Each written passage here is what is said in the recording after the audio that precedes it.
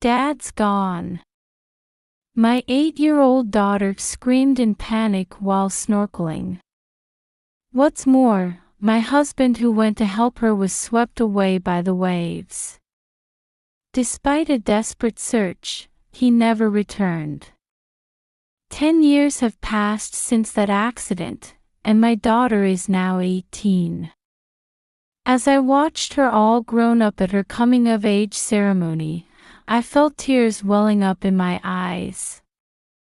However, at the venue, I witnessed a shocking scene.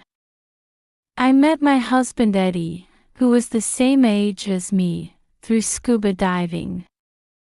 I loved all sports, especially water sports, which I enjoyed year-round. He was also in love with the sea and captivated by the allure of diving. Lindsay, would you like to go diving with me next time? We hit it off and spent every holiday at the sea, enjoying various sports together. Eventually, we got married and were blessed with our daughter, Dakota. She started swimming lessons as a baby, and 8 years had passed. On weekends and holidays, it became our family tradition to go to the sea and enjoy snorkeling and diving.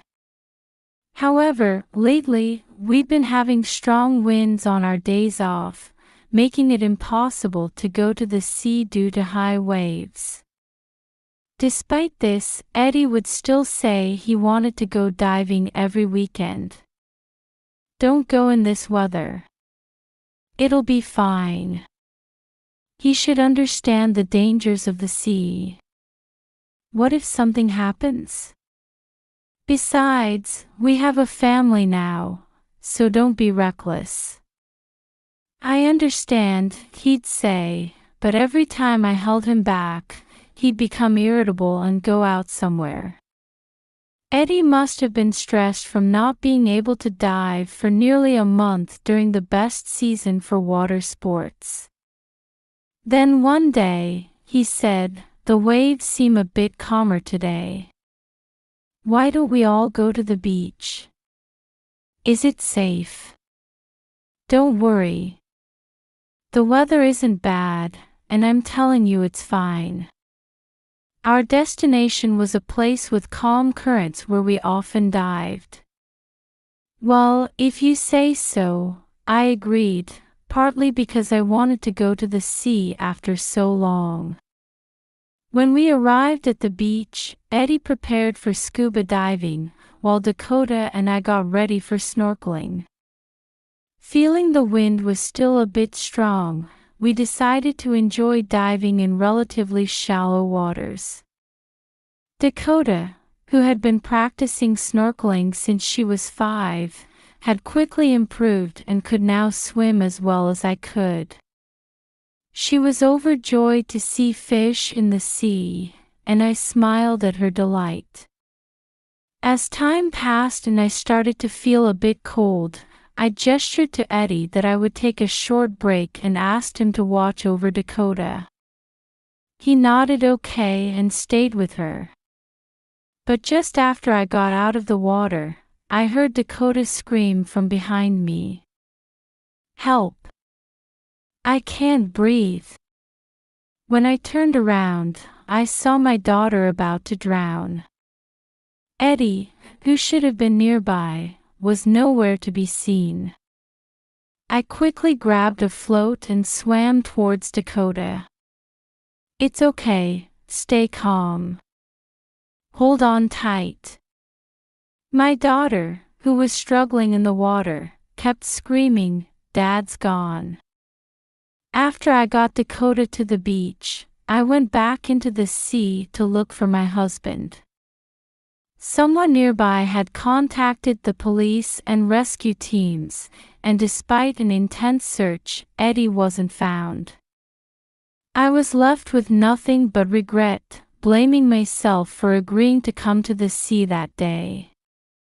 The search was eventually called off, and his whereabouts remained unknown. Whenever I had time, I would go to the sea alone to search for my husband, but time passed without any clues. It was too painful to stay in a place with so many memories of him, so shortly after the accident, I decided to return to my parents' home with my daughter. I thought changing our environment might help us feel a bit better. Time flowed on, and 10 years passed since Eddie went missing. He was legally presumed dead. Since he disappeared, my daughter and I had been living supporting each other emotionally, somehow making it through together. However, that tragic accident had cast a dark shadow not only on my heart but on my daughter's as well. I'm afraid of water. I understand. But you don't have to force yourself, it's okay.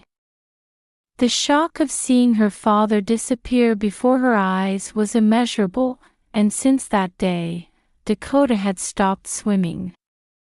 However, as she entered middle school, she gradually overcame her fear and started attending swimming classes again.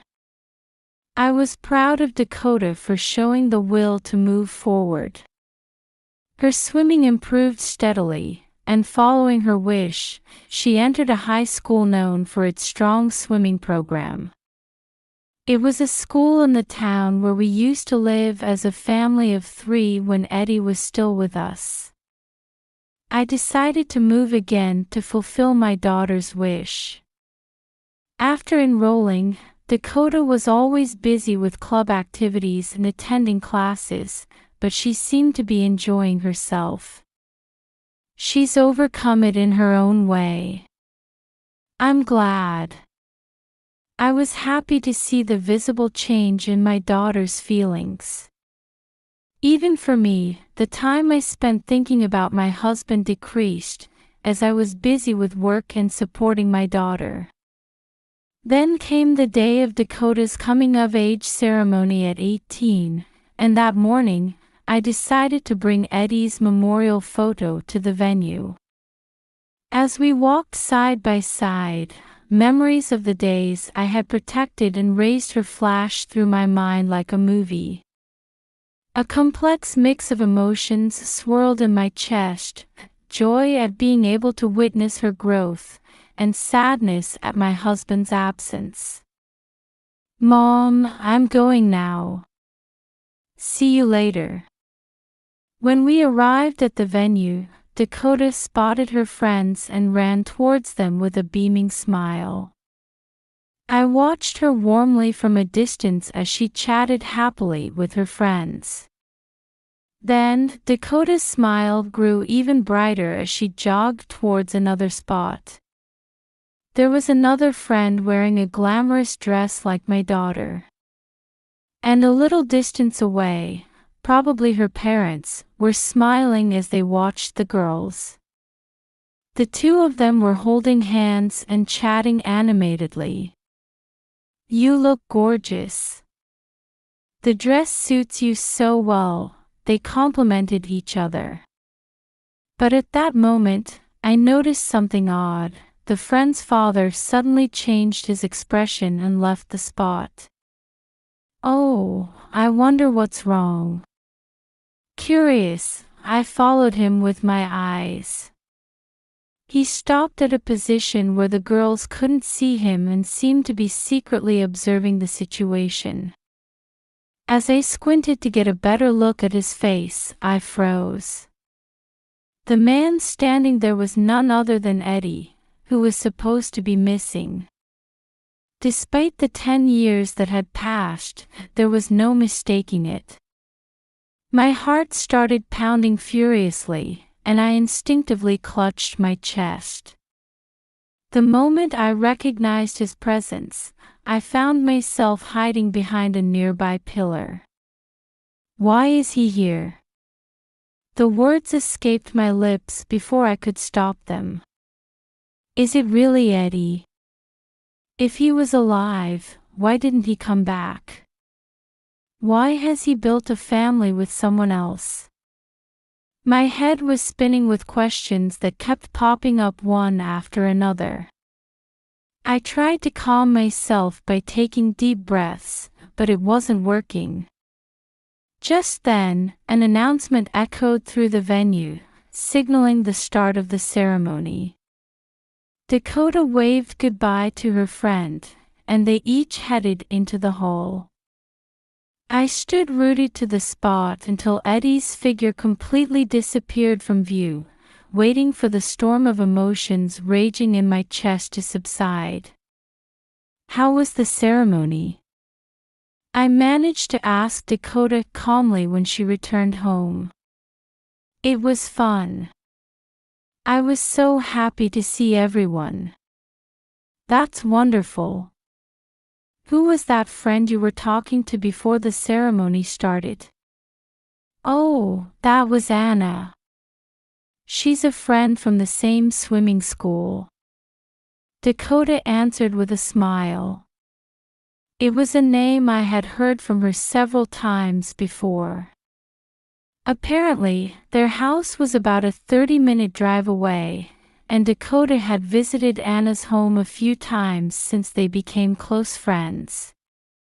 "So, does that mean he hasn't met my daughter at home yet? Or did Anna and her mother know and approach my daughter intentionally?" No matter how much I thought about it, I couldn't find the answers. Since Eddie went missing, every day had been a cycle of faint hope and despair. There were times when Dakota blamed herself, saying her father disappeared because she almost drowned. Each time she said that, I felt anger welling up towards my husband for making our daughter feel this way. Somehow, we managed to get through those days. I had come to terms with the fact that there was no point in blaming a husband who would never return, and had finally reached a point where I could live peacefully. But now, my heart had been thrown back to 10 years ago. I can't forgive him. Filled with rising anger and questions about my husband's actions, I decided to take action. 2 months later, on a holiday, I visited her friend's house with my daughter. When we rang the doorbell, Anna greeted us with a smile. She cheerfully said, "Welcome," and led us into the house. In the kitchen, I saw her mother, Stephanie, brewing coffee. "Excuse us. Thank you for always taking care of my daughter." When I called out to her, she showed us a smile similar to Anna's.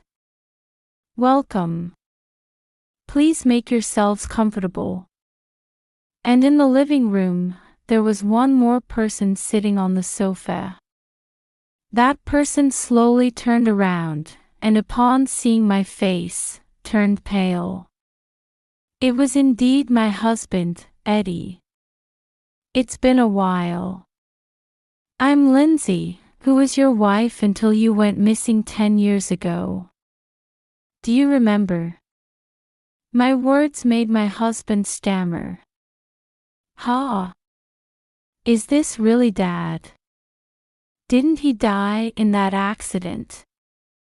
Dakota also exclaimed in surprise, staring intently at his face. "What are you talking about? Isn't this a case of mistaken identity?" Whether out of fear or shock, his eyes were wide open and his mouth was trembling slightly.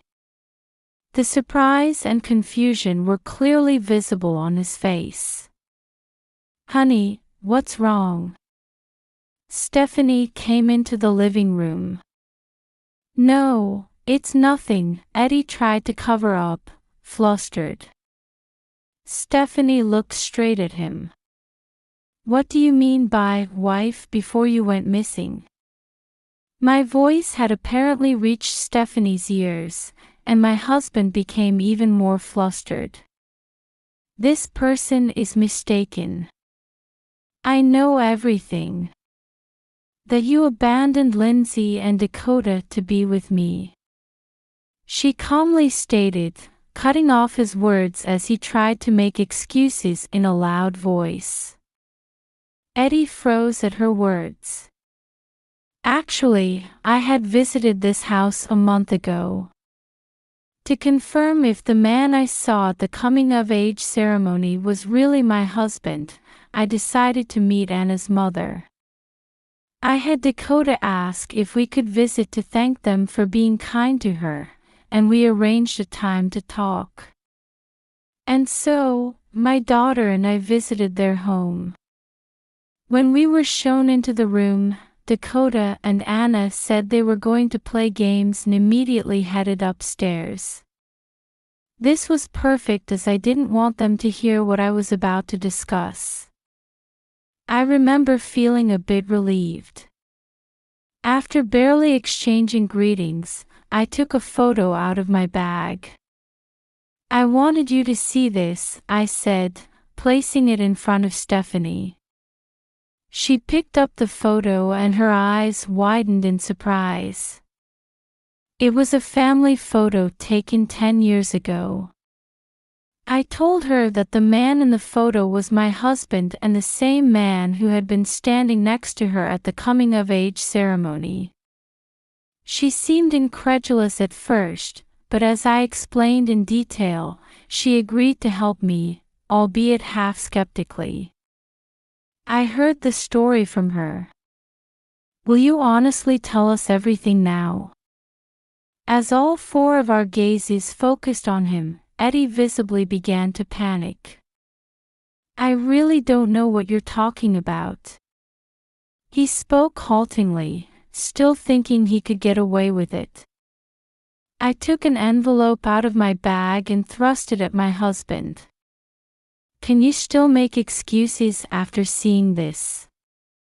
Eddie hastily took it from me and pulled out the contents.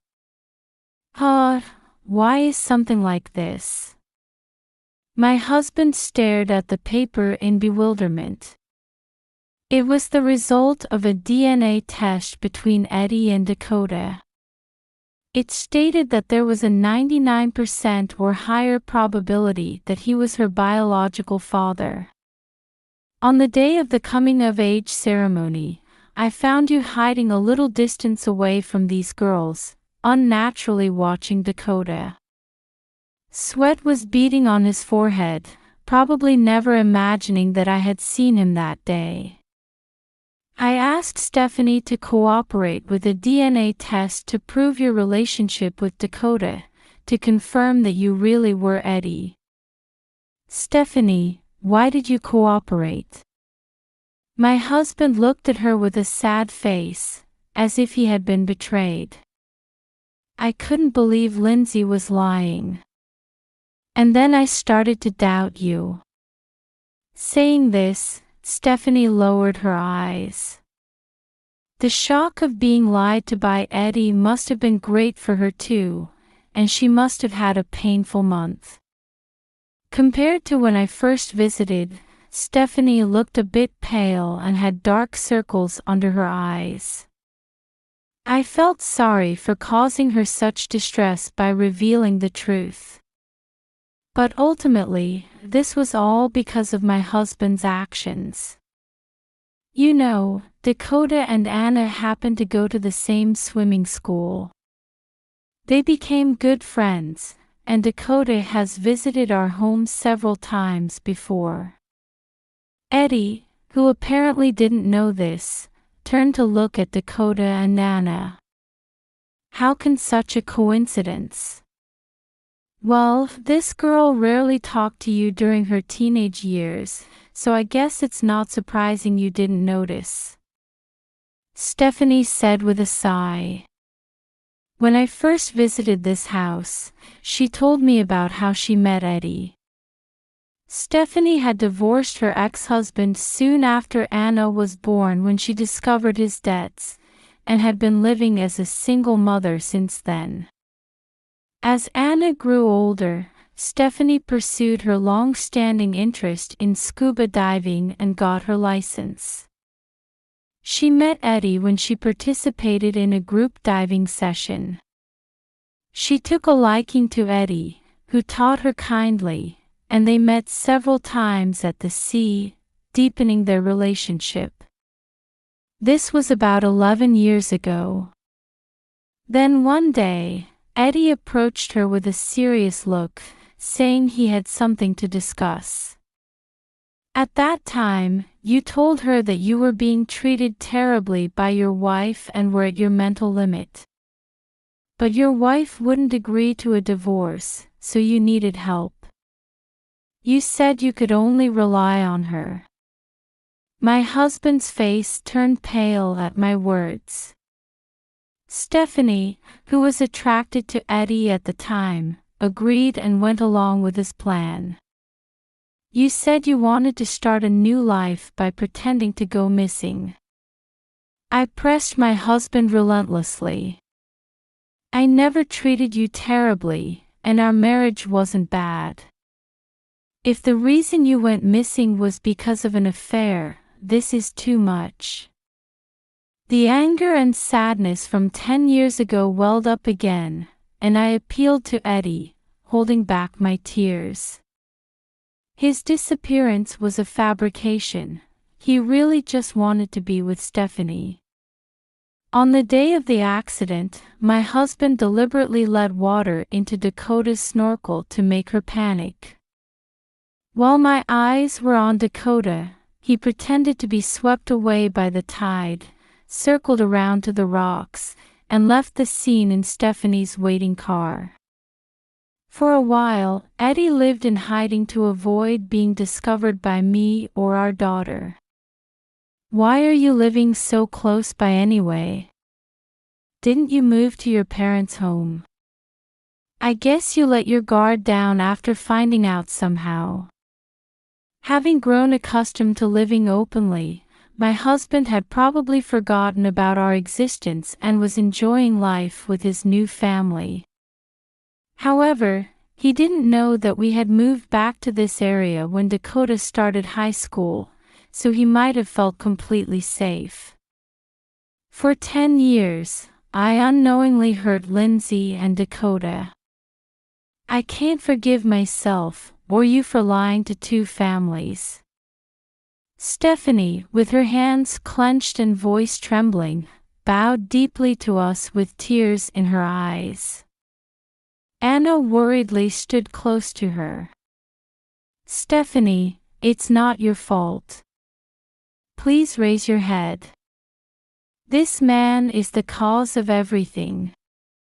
She too had been lied to all this time and was a victim. Perhaps because of this, I didn't feel anger or hatred towards Stephanie.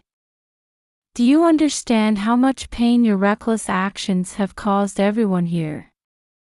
I turned back to my husband and glared at him. I just wanted some free time. Before we got married, you always let me go diving, but after the child was born, you started complaining.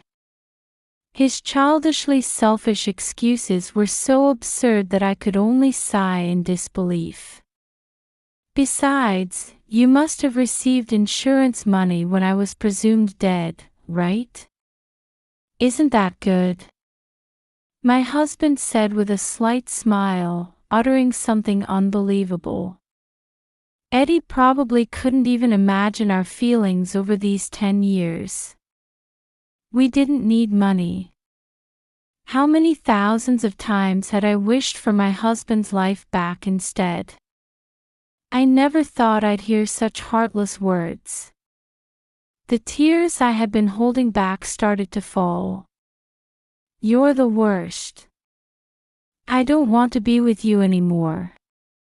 At that moment, Stephanie, who had been listening to Eddie's comments and watching my reaction, shouted. Ha! Don't say that. Even in this situation, did he think he could continue living with them as before? My husband looked dejected. Well then, Lindsay, let's start over. Let's fill the 10-year gap from now on. I was so surprised by those words coming out of his mouth that even my tears stopped flowing. At that moment, Dakota and Anna stepped forward in front of Eddie.